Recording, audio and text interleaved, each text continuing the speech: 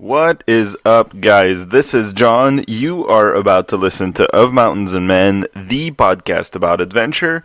And this week, I have my very good friend Jasmin Tenhave on the podcast. He's a semi-pro level cyclist, and he does cyclocross and fixed gear races, which is basically a fancy way of saying that he likes to ride no-brake bikes at very high speeds in the mud. And it's a pretty emerging sport in Europe, cyclocross. It's huge in Belgium, and it's getting some serious traction in like France and Switzerland, and it's making its way across here in North America.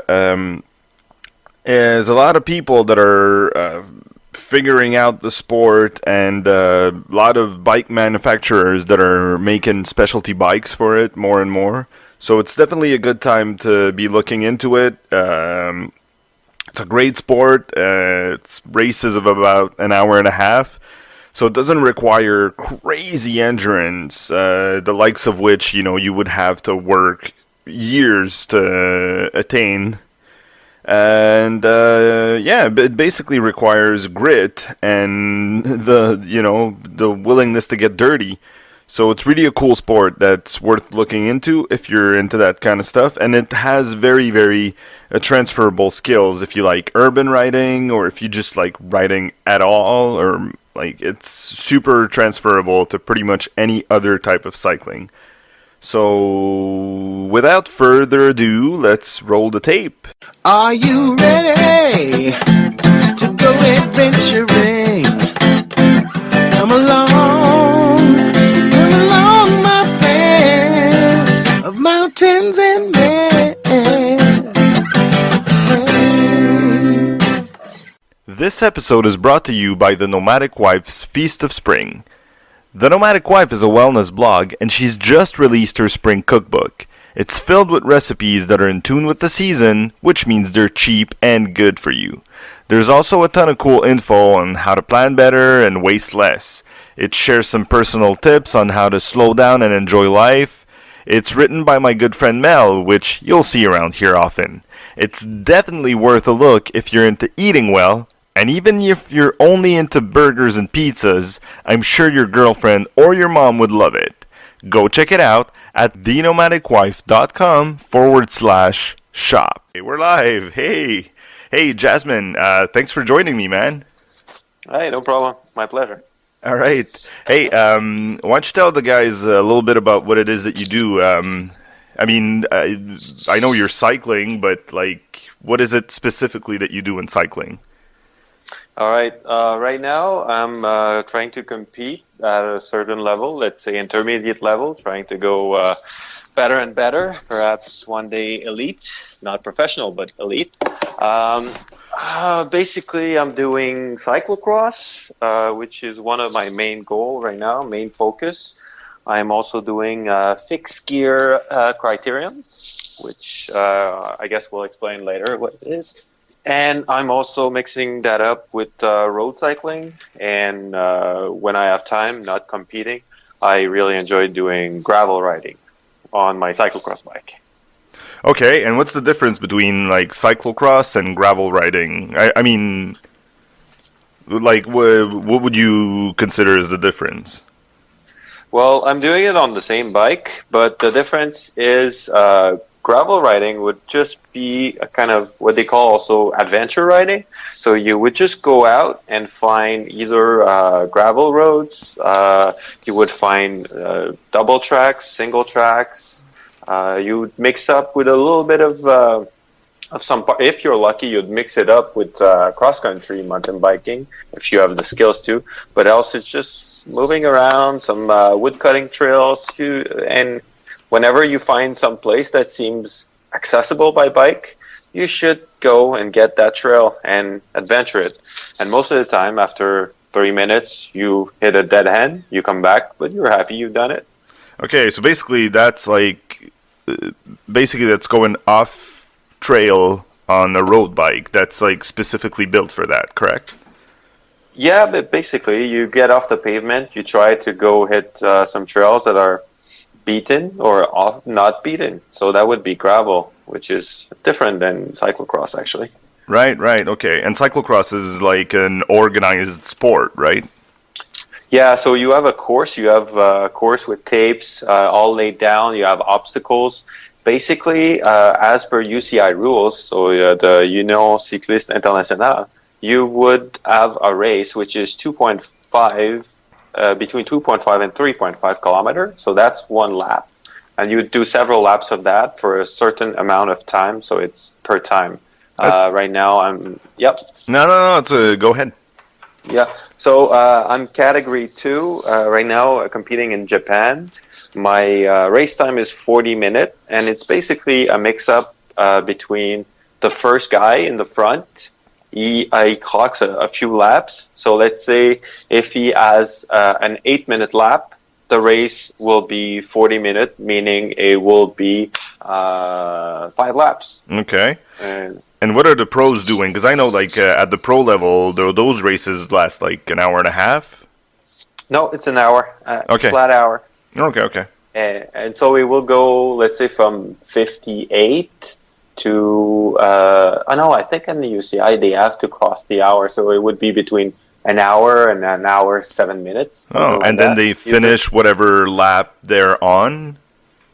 Yeah, and the number of laps are announced after about 15 minutes. Okay. They calculate and then they show the laps. So the guys, every time they cross the line, they see how many laps is still. So they need to prepare their sprint or their attack according to that. So it's a bit more dynamic than a given distance. It depends on the condition, Okay. how fast it is going, And whatever the leader's doing. yeah, and people around you, or if you know someone is coming back on you, etc. Oh, okay. Wow. Cool. Well, and I mean, because I've seen some of those races, right? And you've got like, yeah, you've got the guys like they've got to go uphill, and sometimes it's like so slippery they gotta shoulder their bike, and it looks pretty crazy. Yeah, it's a little bit of everything. I mean, you can bunny up some obstacles, go over it. You have some ditch that you can either choose to ride or to run. Sometimes it's faster to run than to ride. You just dismount, you run around it. That's in a brutal off camber or like a uphill that is not rideable. It's just too steep. You need to get on your feet and just dig it in and climb. So you need to balance a little bit of everything, a That's little bit of crazy. all of that. Yeah, Yeah. it looks like it looks like your power threshold is pretty high for like a constant 40 to 60 minutes too. The first race I did, that's a funny story. The first race I did, I wanted to do the the beginners race, which was 45 minutes. I arrived too late, and I wasn't able to do that one, so I decided to do the full elite race. That was in Quebec and Montreal, actually, and that full race was 60 minutes, and it was the first race I ever did. And for 60 minutes, my heart rate was at an average of 190. My max is 190 beat per minute, with my maximum reaching 198. Okay. So that's 95% of my average on an hour. That's crazy. 95% of my maximum heart rate.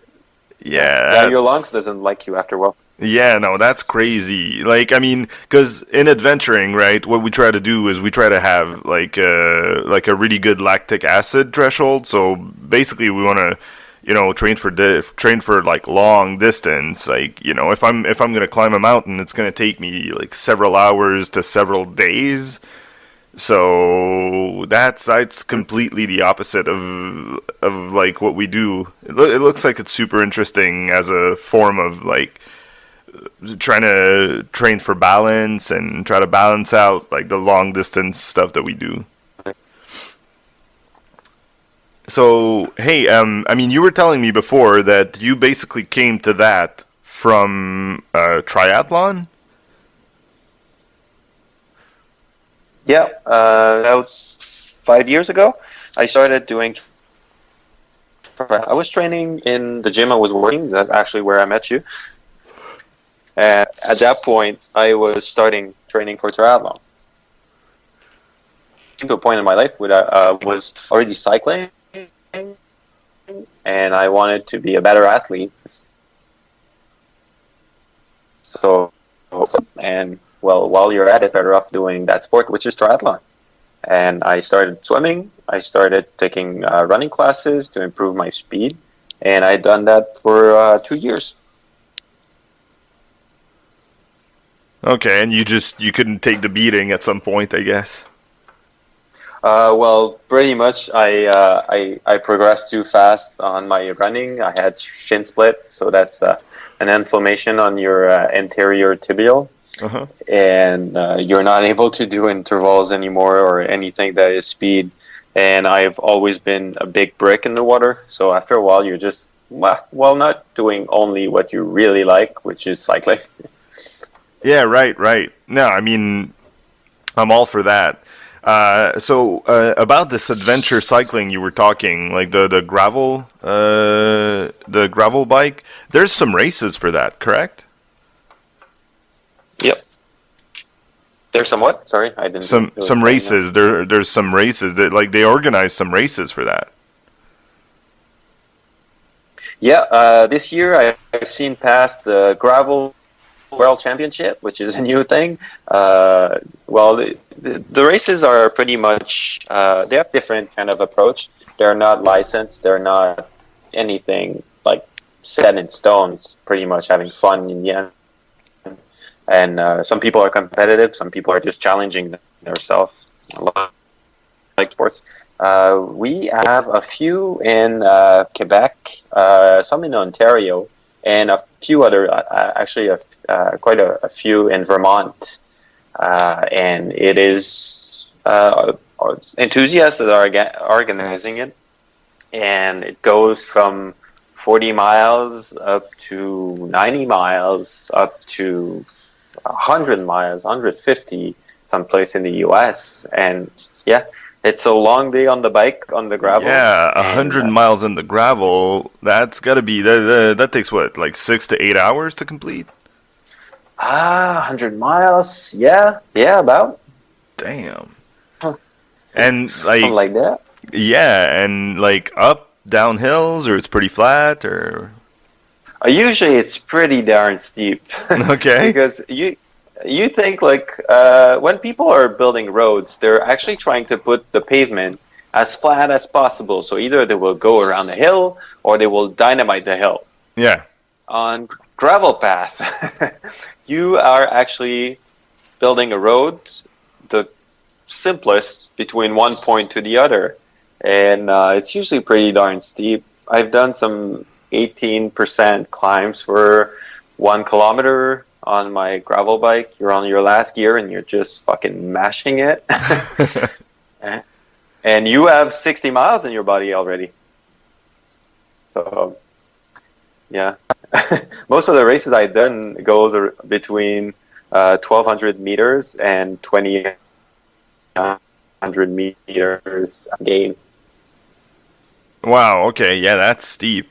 Hey, so basically, Yeah. if I know nothing at all, like, how do I get started? How do I get into that action? You didn't get me? Well, first you should. Yeah, I got you. Okay. First, you should look into having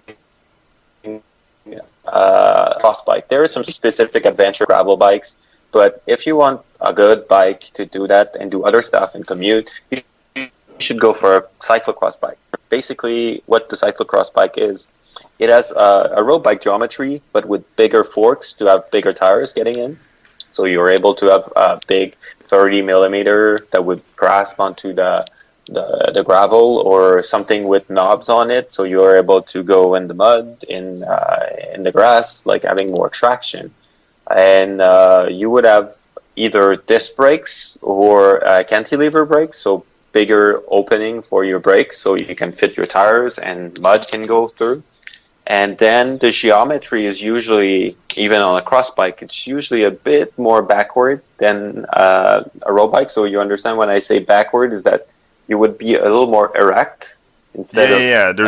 There's more plunging weight on your forward. butt than on your hands. Yeah, basically. Well, even a road bike, you should have weight on your head, but that's another story. But then you can adjust your fitting, but the bike is usually more compliant. And by more compliant, what I mean is that the vibration, which are vertical, would be absorbed a little more by the shape of the frame. And if you go, let's say, for a carbon bike, carbon can flex in some ways. You can decide when you build it which way it flexes, so it can absorb a lot of vibration, which is typical from gravel and trails instead of pavement. Oh, okay. And that's how you get away with not having a suspension. Yeah, pretty much. Of course, having a suspension would give you less vibration, but you would lose some energy up and down, and you wouldn't go as fast because usually, let's say, mountain bikes are larger, like thicker, so they are less aerodynamic. You still want to have an aerodynamism on your bike. Yeah, I mean, mountain bikes are made to go downhill, so like gravity's there to gravity's got your back. But like if you're gonna go uphill with a mountain bike, you'll realize quick and fast that it's not made for that. Yeah, but then in the adventure department, what we see at races, you see a lot of guys with actually proper mountain bike frames, but they will put a rigid fork in the front and drop bars just like just like a road bike. So it looks a little Frankenstein sometimes, but the bike is actually longer. It has more stability in the downhills, and you wouldn't have so much penalty on the flat because of aerodynamics. Right, and you see you've a got. lot of that. Oh, sorry. Go ahead. No, that's it. You see a lot of that in those races. Okay, yeah, and you've got more ground clearance, I guess. Like you're sitting higher, and like Yep. you've got Yeah, more yeah. clearance to turn and not have your pedals hit the ground, I guess. Yeah, because like also cornering on gravel is different than on the road. You should put more weight on the outside to increase traction, whereas in a road bike you're kind of leaning into the turn to use the force of the turn to bring you inside to Right. keep your momentum. Yeah, it's a bit different. Huh. So, you've heard it, guys. Get a cyclocross bike, huh? It's pretty much that, and then you can race cyclocross. And there's in a city near you there will be one, so you can go and just rip yourself apart in a race. All right. Well, I mean, this is an adventure podcast, right? So this is what Yep. I'm interested about. Once you start, on that, I mean, how do you go about like finding trails? How do you go about finding like those places you can go and go off road, go on gravel roads? Yeah, this is pretty much what is not known when you start. I always search for that. You can. There's not a repertoire somewhere. It's hard to find on the GPS database too, because not so much people are doing it. I would say that Google Map is your friend, because whenever you look at satellite view, you can see if that's pavement or not. And you shouldn't be looking in Rosemère or like in the suburbs to find Right. those gravel. You need to go a little off trail. So Right, in right. Estrie, in Outaouais, close to Ottawa and Gatineau, there's a lot. And the trick, guys, listen to this. The trick to find that is you search on Google Map for those places you can go and learn how to horseback ride. They're usually on gravel roads, and it's usually domains or far off the grid. And there's usually a lot of gravel roads because horseback riding is more comfortable for the horse on gravel. Oh, horseback trails. That's interesting. No, not even horseback trail. Those little roads to get to the orchard. It's as simple as that. And then you look on Street View, Like you try to find, and if you look on Street View and that Google car haven't went and it's not a blue line, it's basically a gravel trail because Google Map have been everywhere that is paved almost. So you go at the intersection, you look, and you confirm that it's gravel, and then you follow it, and then you're able to use either a GPS route editor to map your route and put that in your Garmin, or you just go and have fun without following anyone or any devices, any technologies. Oh, interesting. And hey, I'm a self-motivated guy. I'm the I go after like mountains just because I like to bag peaks. But racing, I mean, that's interesting. What drives you to race, like to go into competition like that? Yeah, the funniest is that when I was a child, I wasn't so into sports, and when I grew up with university, and I did a bachelor in kinesiology, so pretty much you learn about sport and how the human body reacts. I was always self-motivated, so intrinsic motivation. So you always look to improve yourself, and it's pretty much what started me in triathlon. And then I decided to do what I want, which was mostly just cycling, and I started cyclocrossing. And pretty much what brings me to racing and competing, and it changed from a person to the other, it's pretty much getting to that point where you see you're able to improve, and you're able to look at the numbers, or look at what you've done, or look at your feeling while doing it, and see that you improve. And I think this also applies in life. If you're more motivated, or if you're more if you see that you grow up in sport, you see that you're actually growing up as a human being. That's how I see it, and I'm pretty sure you could relate to that. Yeah, I mean, I can relate to wanting to improve, and like when you climb. I don't know how much you know about climbing, but basically, like the climbing routes are graded like on a point system from like 1 to 15. 1 being basically a vertical ladder, right? Yeah. And then 15 being like a smooth surface on an incline that gives you basically nothing to hold on to.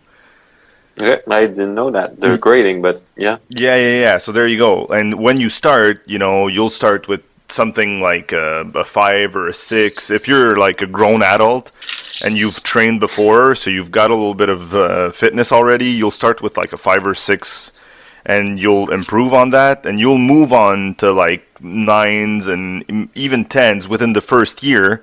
But then it'll take you like another 3 years to get onto 11s, and then another 3 years to get onto 12s. And like the grading becomes really, really, really super difficult after that. Okay, so 15's the hardest? Oh yeah, 15's like there's 6 guys that do 15's right now in the world. Oh, like, okay. Oh yeah. Okay. I think you explained it backward. You said 1 was the hardest and 15 was the smoothest. No, I'm sorry. Yeah, I'm sorry. No, yeah, there you go. So 1 is really like a vertical ladder, like the like a firefighter ladder. 1 or 15? Yeah, 1. 1. So Okay. 1 is super easy, right? Because climbing a ladder is not complicated. You've got like big bars to hold on to, and and like you've got regular intervals at which to put your feet and your hand, and so it's like it's not difficult. It's just as long as you can hold on to the bars, you'll get to the top. Okay, gotcha. Yeah. And then as you go further, you get into like super complicated techniques, and the holds are further apart. They're like smaller and smaller. And when you get to a 510, there's like some techniques that you have to do that you have to practice for a super long time before you're comfortable with them. You have to like have the ridiculous flexibility, and you have to basically be able to put like this. So basically, you'd be holding on to your weight with both hands, and you'd have to bring your foot to where your hand is, and then let go of the hand and reach, for the next hold. So I mean, I'm all into like getting better and wanting like it's so because in climbing you've got numbers, right? So right now I'm on like 5.9 routes, so 9. Mm-hmm. And I'm trying to like improve so that I can do 10s. Because when you go outside on a rock face, like 9s and 10s is pretty much what you're gonna find if you want to do anything at all. There's always gonna be like one easy route on the mountain, but if you want to do like different routes and you want to be able to explore all the rock face has to offer, you basically have to be at a 9 or a 10. And it's easy for me to get motivated to like go further, right? Because I've got that number that I have to achieve. I'm at a 9 right now and I want to get to 10. But I don't know, in cycling I don't find that, number that you have to work up to. It's basically you have to really like be self-aware and realize, okay, well, Yeah, it's funny because I see it the other way though. Really? Because your improvement or what you can track is actually what you can achieve, and it's more about the achievement than the process. I mean, it's harder to evaluate yourself about one of your grasp, one of your transfer. And in cycling, when you're training and off season, let's say you go on the trainer most of the time. Most of the people that live north and train inside, and you can train with a power meter, and you can tell yourself, right now I am at an FTP, functional threshold power of 250, and at the end of the winter I'm at 285. So I've progressed 35 watts, and that's my progress. Okay, but so then if yeah. So you basically have a number that you're looking forward to. Yeah, you have numbers, and then, for cyclocross, let's say you have a lot of technique, and you cannot rate your technique that good, and you cannot really be prepared for everything. And the best training is actually racing, because you are race-based, so you're going faster, it's more slippery, and if you go in a park, you don't have a tape on your left and on your right that you know that you cannot go further. You need to stay between those tapes to the left and to the right. So there's no training like racing in cyclocross. So that's the kind of the thing you need to work on yourself and repeat, be good at everything. And then on the race, you'll apply 15% of those skills. And next race, it would be a different 15%. But that number you can count on to show you what kind of fitness you are, and you can see what is your lactate threshold. You can, if you go higher and more specific. But I see that there's this number, and I am motivated by the process more than the results. So I fit well into that progression with numbers, whereas there's some racers that actually, if they don't win a race, they don't see themselves as progressing. Right. Yeah, I guess there's some things. Well, in sport, everything can relate, and some things will get different. The more you know. I didn't know about that rating for climbing. Yeah. Yeah, no, I mean, basically that's because they started doing that when they were opening like big rock faces in Yosemite. Okay. In Yosemite Park, and like if you look at the faces there, like you've got Half Dome and like El Capitan, those faces are like 3,000 feet vertical. It's like ridiculously high rock faces. Yeah. Not bad. Yeah, and they were trying to come up with a system that would tell people that were getting into this, because there was like 6 guys that were just like living on those rock faces and opening routes. And they came up with a system to be able to tell other climbers from other parts of the world, like, hey, we found this face to be like this difficulty and this face to be like this difficulty, so that when they traveled and they went and tried other routes, they would be able to basically have an understanding of what the difficulty was. So it's more like a difficulty rating than a technical rating. At first, that was the idea, and then when climbing moved indoors in gyms, basically it became a skill rating. So they had this basically over time. The community decided that okay, so if you've got a foot hand to do, that's a 5/8, and like if you've got this specific technique that you have to do, then that's part of the 5/12s. And yeah, so over time it kind of became this regulated system.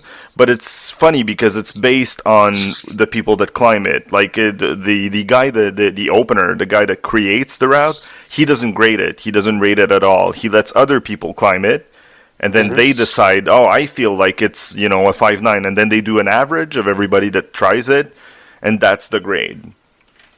That's a cool way to approach it. I mean, the guy who creates it gets the benefit of, like, he's the guy who created it, but yeah, it should be by the peers. Yeah, it's fun interesting. custom. Like there's these like super pro elite guys that opened what was at the time the hardest climbing route in the world. It was in Spain, and there's this American guy that lives there, married a Spaniard there, and he basically like found this like ridiculous rock face. It's basically smooth granite with nothing to hold on to. And he and he created this route, called it La Dura Dura, because every time people would ask him what project he was working on, he would say like, well, I'm working on the hard one, man. And they were like, yeah, but they're all hard. Come on. He was like, yeah, well, this one is hard. And Dura. yeah, there you go. And he had to like get like the climbing world champion to come out, try it, and like he bolted it. So basically, like he has AIDS, right? So he hikes to the top and rappels down and like screws bolts into the rock face from top to bottom, and then he goes back to the bottom and tries to climb it up. And he couldn't send it at all. Like he bolted it, but he couldn't achieve it. He had to get like the world champion to come and do it, and even that guy took like 3 months to finally send it. Shit. Yeah, so that's a 5/15. Like you've got maybe 6 guys that can do that. It's crazy, and they're gonna find ways to make it even harder. But right now, that's where it's at. I guess it can stay like that for a while before it gets old. Yeah, but that's it. Like I don't know. It's I'm trying to find like a relating point in cycling, but yeah, basically it's like I don't know. Well, in that reality, you would have col, and the col, which are what you can climb in France, and they're called col. You got col de Galigibier, you got col de Tourmalet, which are Mountain routes, right? They're mountain route, and they're basically usually more than 10 kilometers with an average, let's say, of 7-8% climb. And in cycling, well, like not everybody can climb it, but like someone who's pretty fit can climb it, but slowly. And they're usually like in the Giro d'Italia, you would have the Volta a España and the Tour de France. So those big iconic climbs are usually in the Tour de France, and it's more about the speed you're taking it. Like I mean, everybody theoretically can walk it up at 2 kilometers per hour, and it would take forever. And you can climb it on a bike. It can take you super long, but then you can climb it at 22 kilometers per hour. Right. Just rip yourself apart. But that's interesting because these are like the technically very challenging routes because no, not technically, but they're very like physically demanding. But like that's it. Like the pros will do it in 12 minutes. And then, like, you can actually get there, and you'll take 40 minutes to do it, but you're on the same route, and you're, like, it's not... you're doing the same thing the pros are doing, you're just taking longer to do it. But if you try that with climbing, it's not happening, you know? So, it's interesting. That's true.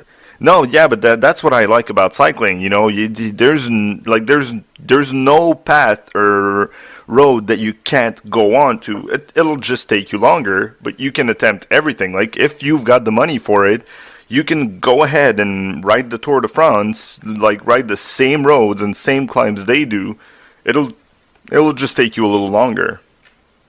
You might need more rest. Yeah, there you go. But I mean, you can still explore the same things, right?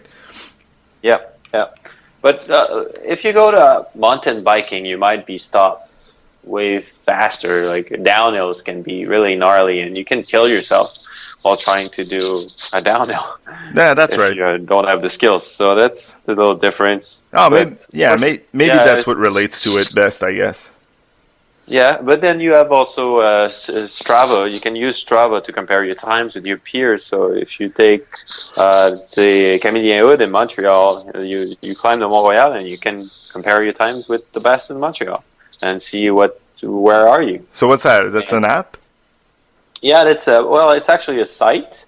Okay. And on the site, you have an avatar, and basically, you're using your GPS to log your route. So you log your route, you log your speeds, you log your times, and you can log your heart rate at the same time. And you upload it on Strava. And once it's on Strava, it compares you to the other guys who did it. So who did it today? Who did it this year? What were their times? And you also have a rating of climbs, which is 1 to 5, and you have our category. So basically, it's the how hard the climb is. Oh, that's interesting. So basically, you can get onto that website and like sync it to an app on your phone, and basically, like you'd find these routes, and you'd be able to compare yourself to others. Yeah, you can have the app on Strava. You can have it on your phone, and with GPS, you fire it up. If you have Bluetooth, you can have a Bluetooth heart rate monitor, and you put that in your back pocket and you start riding. That's about it. You can Ah, use it for walking in the wood if you want. If you want to see on GPS where you walked and look at it after, well, just do that. that's super interesting. I didn't know that. Yeah, yeah. It's a convenient way to log your data and then look at it. You need something to look at if you want to improve. You need to look into what you're doing. You cannot just look at the end result. You need to look inside yourself to progress. Right, right.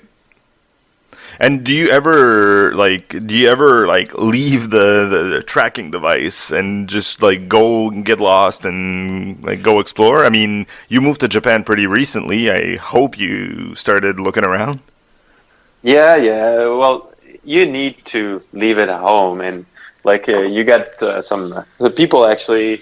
There's a movement against those devices. So people, the motto is no Garmin, no rules. So Garmin is the GPS. If you Right. don't have a GPS, you have no rules. You can do whatever the fuck you want, Mm-hmm. and just go off the beaten track. Don't look at your heart rate. You just go on the feeling, and you really live the moment. And that's very arguable. You should do that sometimes. If you crunch yourself into numbers all the time and you're not actually enjoying it. So you should.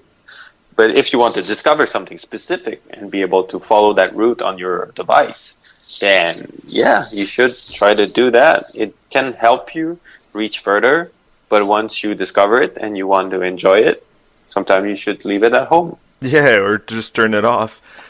Yeah, yeah. You see what I mean? Yeah, You should yeah. have your phone to call for help if any problem, though. No, no, definitely, definitely. Yeah, I mean, even if you go like 2 hours from home, I've seen that. You know, you drive 2 hours from home and you get to like from here you get to the Adirondacks in New York State. Yeah. And I mean, you drive an hour and a half and you're in the mountains, like proper in the mountains. And you walk for an hour and you're like in the middle of nowhere and you like if you don't have something to call out for help, you're screwed. Yeah. Yeah, I've hiked out yeah, I can't say hike.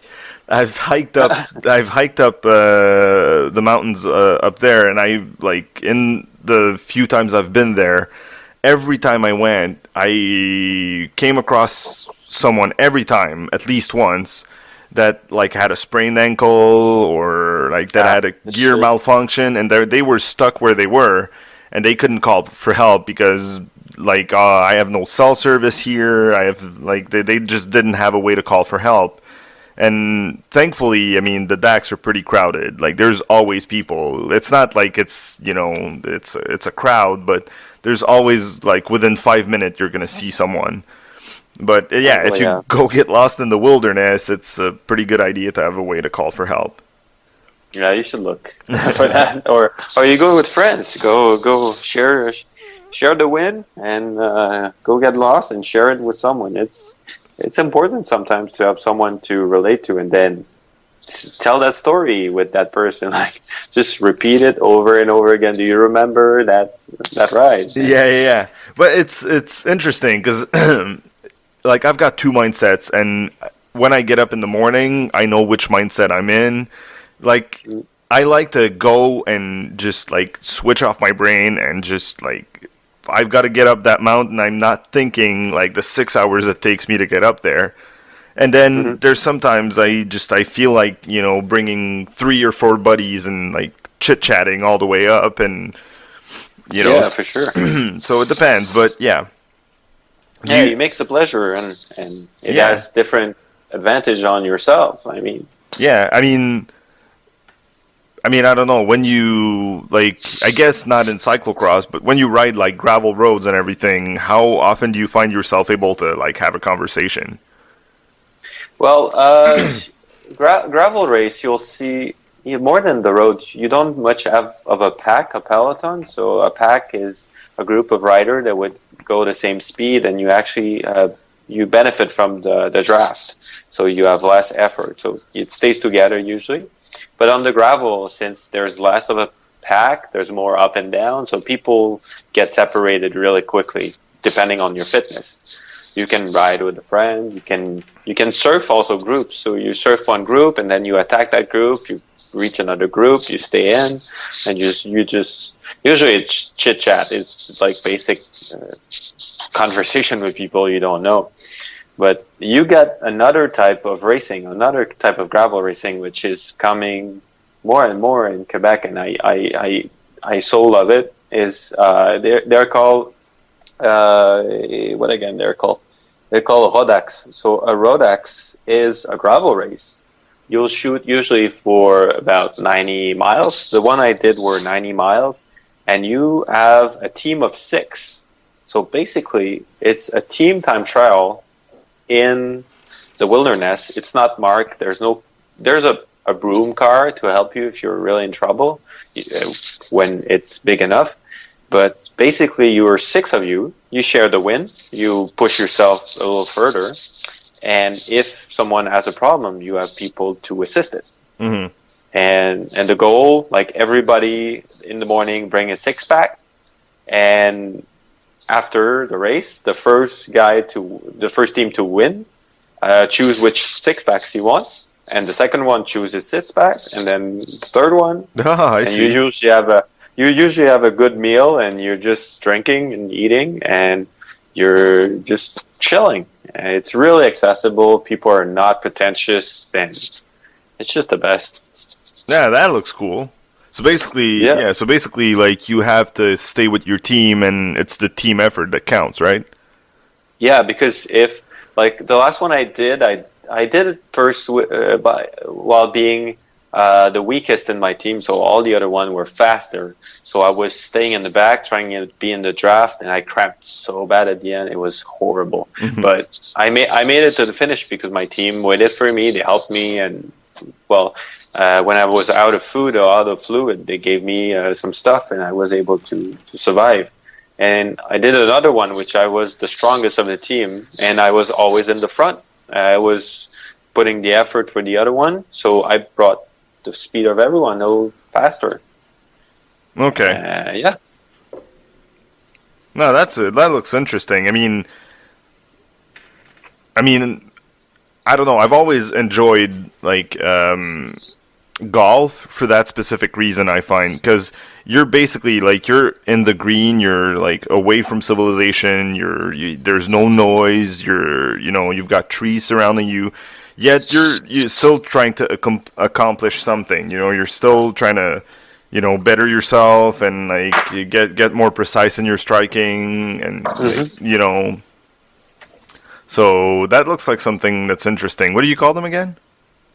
Rodax. So that's a type of gravel riding. Okay. There's some team in Montreal that organize it. One team called Croix de Fer, Iron Cross, Okay. and one of the best team in the world, but they're doing that too.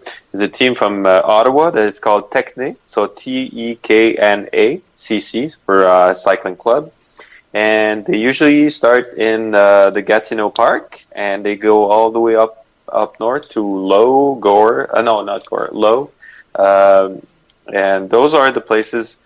To be honest, it is the most amazing route I've cycled on, but also just the most amazing routes I've seen in Quebec. Huh. It's yeah. That's interesting. And what's the cycling scene like in Japan? It's a bit different. Cycling in Japan is different in the way that a lot more people are using a bike, but you'll see people in a full dress suit going to work, and they will do on their like old big heavy bike. They will They're do like 10 cruisers, kilometers. Yeah, but they will do 10 kilometers to go to work in a suit, which is pretty hardcore. It's just a different lifestyle. A lot of people just bike, but then you have some racers and you have some enthusiasts. But I would say it's different in Montreal and like in Quebec. You have a lot of weekend warriors. So just people that buys the most expensive stuff. They get on their bike. They have a shiny new kit, good wheels, and they just go to up themselves. Mm-hmm. But here, I see you have like more of a separation between commuters and racers. Okay. So basically you've got the casuals and the hardcores, but there's nobody in the middle.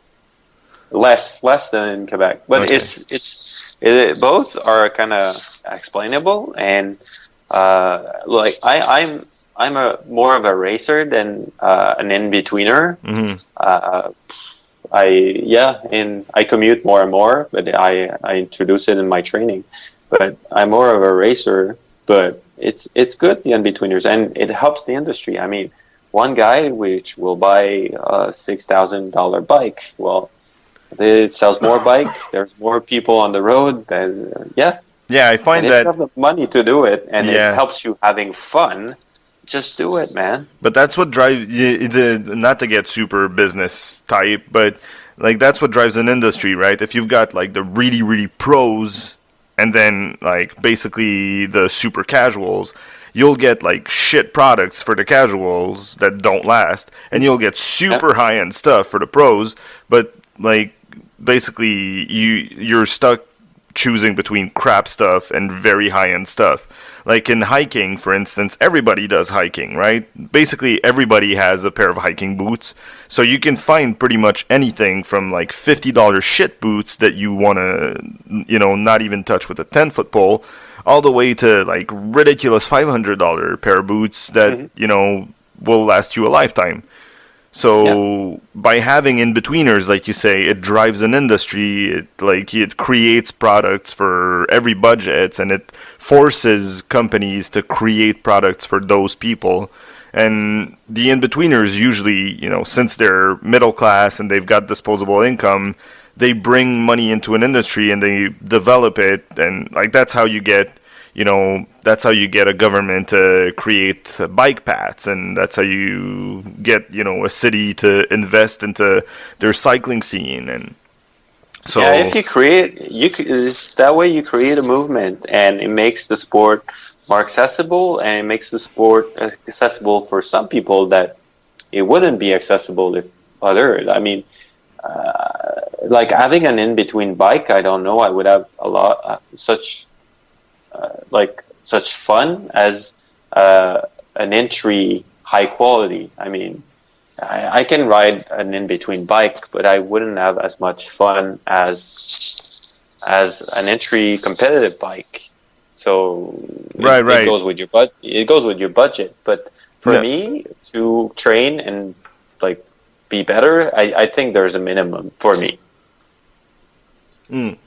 I can relate to that. What I meant is, if you've got Jack Nobody that does, 100 kilometers every 2 weeks because that's what he's got the time for, then it doesn't really make sense for him to buy like a ridiculous, $10,000 bike unless he's really has the money for it. But, it would make more sense to get an in-between product and Yeah, absolutely. Yeah, he but shoots then for something like 1,050, 1,500. There's a lot of quality bikes, and from that price, you don't need so much more. right, but then if you look at it, there's an argument to be said that if a company makes a lot of money selling $1,500 bikes, then they'll have more money to research and develop their $10,000 offer. Absolutely. Yeah. So that's what I meant by it makes the industry better in that Yep. it gets more money injected into the scene, and then companies can develop better products. Yeah, absolutely. Yeah, and I mean, it's like I've got a good. I was trying to write an article for a friend, and I was trying to explain because they were asking me like, okay, so what's the super budget way to get into hiking? And I went through all the stuff you need, and I got to the backpack, and I got completely stuck there because that's an example of something where you've got the $20 Walmart option that's complete crap, and you should never, ever, ever go hiking with that. And then you've got the $300 backpack, but there's nothing in between. If you need a backpack, then you're going to have to spend money. There's no other way around it. They don't make in-between backpacks.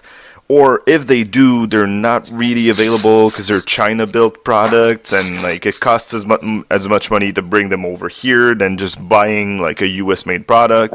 It's just one of those weird scenes where not a lot of people are buying backpacking backpacks, and it's just the companies are making those backpacks. They don't sell as much of them, so they need to sell them at a higher cost to be able to make their profit margin. So if everybody was buying a proper hiking backpack, then there would be a lot more money into the scene and you'd find more options. But since it's not a very widespread market, then you get that separation where you've got the really cheap products and you've got the very high-end products that are lifetime warranty. You could put an ice axe through it and they would just replace it, no questions asked. Yeah. But then if you've got $50 to buy a hiking backpack, then there's nothing for you. Yeah, I see. Yeah. So sometimes it's how the industry is shaped with a specific sport. If it's a niche sport, you will have that extremes. You have those two extremes. If it's widespread, like bike has been for the last few years in North America, since 2000, I mean, you got a lot of choice, and but then they try to reinvent the wheel every time. They try to reinvent, and I talked about that adventure bike versus the cyclocross bike. What's the benefit? Yeah, and it seems it seems like a gimmick. Yeah, they're trying to tell you want a more specific bike. You need another bike, because once you bought a good bike, theoretically you should last it for a while and not needing another. And that's not you make an industry survive. You want people to want more. You want them to want that new gadget. Right. You want them to have that specific bike, a shiny bike, a shiny new bike. And you need that argument to be able to justify your new buy. Right. It's better for gravel. I mean, it's a bit longer, it's more stable, and the downhill above 75 kilometers per hour. Yeah, how many times have you been rolling more than 75 kilometers per hour in gravel downhill? Yeah, no, because I mean, the first bike I bought was for city commuting, so I bought a tank, man. I bought something that's completely indestructible, and companies don't want me to buy a bike that's indestructible because I'm never gonna buy another one, right? Yeah, so they put the price up. I think it's a balance. Yeah, no, but yeah, no, bike. I'm sorry. Go ahead. Yeah, if you want a good, long-lasting bike, you should pay the price. I mean, it comes with a price tag too. Yeah, but so let's get into that a little bit more. I mean, if okay, so if I'm, getting into cycling, and we've already established that I should get a cyclocross bike because I can pretty much do everything with a cyclocross bike. I just have to switch my tires based on Yep. based on what I want to do. Then what's the cheapest option? And we all know that there's a $10,000 option, but how much would you say is a good price, US dollars? Let's see, a good entry bike, cyclocross. You can go for used, but that's another question. If you don't know all your mechanic and maintenance, either you have a good friend in a shop, or you're not greedy and you actually invest in your bike. But then for a new bike, you got a lot of different options, and now every brand actually does a cyclocross, which is nice. It becomes more and more accessible.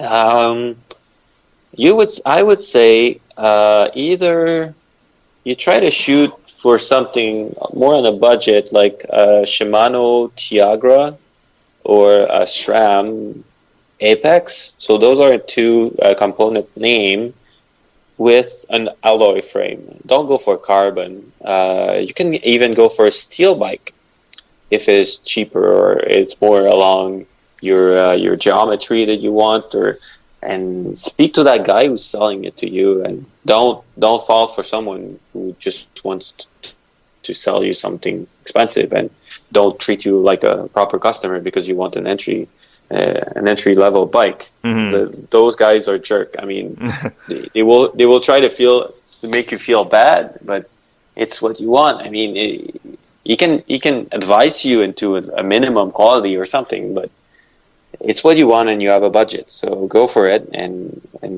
don't feel bad about those jerks. Yeah, no, I've been to a bike shop and had had the guys roll eyes at me because because I was I've got like $500. Yeah, there's nothing for $500. Yeah, well, I mean, if we look hard enough, there's something for $500, guys. Come on. Maybe not at that place, but you need to look around. You need to shop, actually, and sometimes you will find either a distributor that has model like 2013 and it's been 3 years and they're on sale, and like the bike I bought for the first time was 3 years due, and in the meantime they changed from cantilever to disc brake, so the shop wanted to get rid of it because they thought they would never get rid of it. Mm-hmm. It was actually a carbon bike, and I had it for 45% off, which is a lot. Yeah, no, that's right. And there's, I guess, like everything, but there's a season to buy a bike, right? If you try to buy a bike in May, then you're going to get ripped off for sure. I would say to buy a cyclocross bike, you should look into it right now, because right now during the winter, your bike shop wants to get rid of the cyclocross to make place for the road bikes for the new season. So it's always in between the seasons that you'll find the most the most affordable price. Mm-hmm. And I guess if you want to go for my minimum quality for a new bike, let's say 1 year old, they're trying to get rid of, would be about $1,000. Okay, so for $1,000, what you're saying is you're getting something that's going to last you, that you're actually going to be able to enjoy and not feel like within 3 months you've outskilled the bike you spent money for. Yeah, absolutely, and it will stay true. I mean, the adjustment will stay. The wheels are more likely to stay straight, and if you buy a shitty bike, it would just fall apart by itself. You'll get unadjusted, and you'll have always more problem than fun on your bike, and that's not good. Yeah, no, I mean, go ahead. Yeah, or else you try to go and find a used bike, friends on some sites on the internet, on Facebook. You have some bike specific places where you can buy a used bike, and if you save that money, you can invest it in something else. You invest it in a good kit, a good chamois. I mean, you should have proper tight with a chamois inside a chamois, else your butt is gonna hurt. Yeah, no, That's I for know. sure. Like that's one thing I realized. Like if I'm gonna stay more than 1 hour in the saddle, I need a bike short. Oh yeah, oh yeah, oh yeah, yeah. Look into that too. But going for used, I mean, you will have a higher quality bike for than the price you pay, and then you just make sure that you maintain it. So you find a good shop that doesn't roll their eyes when you get in, because that's the bike you have, and that's the bike you can have right now. Hmm. And yeah, you treat it like your baby. Yeah, I found that, if you live close to a city or in a city, there's always people in the suburbs that buy those crazy expensive bikes, use them twice, and then put them in their garage for a year, and then, Yep. eventually they want to sell it. So if you've got like proper suburbs around where, people have a lot of money, there's always really good bikes for really cheap prices. Yeah, and I found that towards, like, let's say November, a lot of people are selling their shit because they want to pay for the Christmas gift. So Right. think about it. Yeah. Yeah, it's true. Yeah. All right. So that So, could be another good place to find in. After even after cyclocross season has started, so let's say end of October and November, they are not going to sell so much more because the season is finishing. So mhm. look at the end of the seasons, the transition in the bike shops. Those would be a better option if you want to buy new and have that 1 year adjustment and that bike fit from the bike shop that comes with it. Bike fit's important. You shouldn't be hurt on your bike. It shouldn't hurt you. It never should hurt you, your position. You can hurt yourself by pushing, but you should never be discomforted. Yeah, No when discomfort. when you're Yeah. idling, it should be pretty comfortable. Yeah. After 100K, okay, you'll have a numb groin, and that's normal. But your position shouldn't be driving your end comfort. That's for sure. Mm. Yeah, embrace the suck after 50 kilometers because there's no gear that's going to help you through that.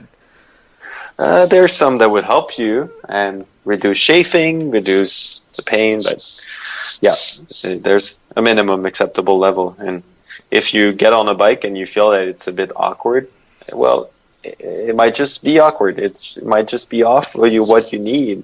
And so a fitting makes the adjustment of that bike ready for you. And sizing is important too. You can buy too small of a bike or too big of a bike. If you try to buy that 60% sale off, it might not fit you. And it's the same for shoes. I mean, for my whole teenage year, and then when I was a young adult in my early 20s, the only running shoes I bought were those on 60%, 50% sale. And it was never the right shoes. Yeah. Never the right shoes. You need to search, especially for a shoe. You need to search and you need to find the right one. And when you put it in your feet, it needs to feel good right away. Mm. So bike shoes, important that you have that criteria when you try it. Yeah, I mean that's another thing, right? Because the first proper bike that I bought, I was a little bit in shock that it didn't come with pedals, and I didn't understand the concept. Yeah, but I mean that's another thing, right? Because this is like if you're gonna spend money on a proper bike, then you're gonna have to look into like clipless pedals and shoes, and there's all this other gear that you've gotta get into as well. Yeah, when you do your budget, think about those too, because if you buy like the bike at $1,000 and your budget was $1,000, and then you'll be in jeans with sneakers, and you won't enjoy the quality of your bike. If you balance it and have some money to spare, I think you can have some good stuff for about $150, Mm-hmm. and like start with that. Don't be shy to start with something and upgrading afterwards. No, I You mean can even go with flat pedals and straps, and then one day you'll buy clipless shoes, and you'll stop at a red light and just stay clipped and fall on the floor. But it happens to everyone.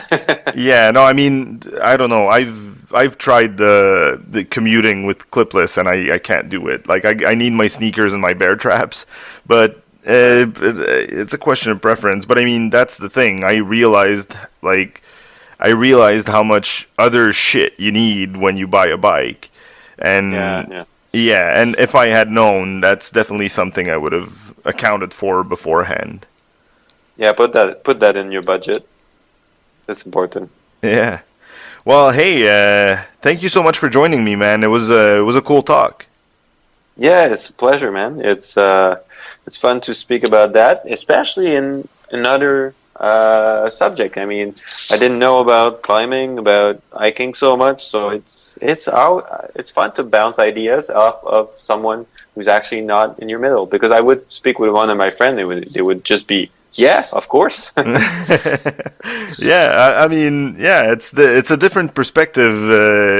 Definitely talking to someone that does competition, because that's just so far out of what I would do, right? And I don't know. I'm like, yeah, let's just go for a walk, man. Let's go on the mountains and just enjoy our Sunday afternoon. And like, Yeah. as soon as the competition starts, I'm out. I'm like, don't feel like that. So it's a different perspective. It's a cool perspective to have, like someone that actually goes out and competes and puts himself out there against others and like does it under pressure. It's a very different feel. So that's why I wanted to talk to you for sure. Yeah. It was a pleasure, man. Yeah, thank you so much. Hey, guys, you can find Jasmin on Instagram. I'll put his handle in the description, and you should Yes. definitely check it out, man. He posts a lot of pictures where he's in bike gear covered in mud. It's always fun. Hey, Yeah, I'm still in the Montreal-based team called Team iBike, so check them out too. We right. do fun stuff and we do stylish stuff too. We try. Yeah, no, hey, dapper rides are just as important as muddy rides, man. Hey, thank you so much for joining me, man. See you around. No problem. Bye. Bye-bye. There you have it, guys. That was my friend Jasmin, and it was super cool to have him on. He's got a new project that he's part of. That's over on mutophoto.com. That's MUTO photo.com/blog. He's one of the authors there. And you can check him out on Instagram at Jasmin10H. That's JASMINTENH. And if you have a minute, guys, I'd like for you to rate and review this podcast. Helps me out so much. And yeah, until next time, guys. Bye. Are you ready to go adventuring?